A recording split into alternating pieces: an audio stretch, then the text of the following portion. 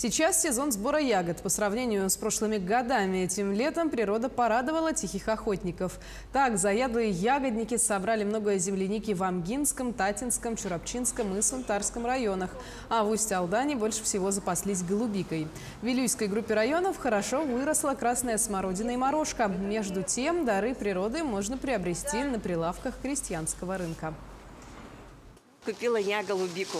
Вот то, что с Алданского района, это же, конечно, своя местная, не то, что вот эти вот домашние выращенные. И вот сейчас пришла огурцы купила. Поэтому спасибо, конечно, нашим местным своим предпринимателям, которые вот помогают местному населению.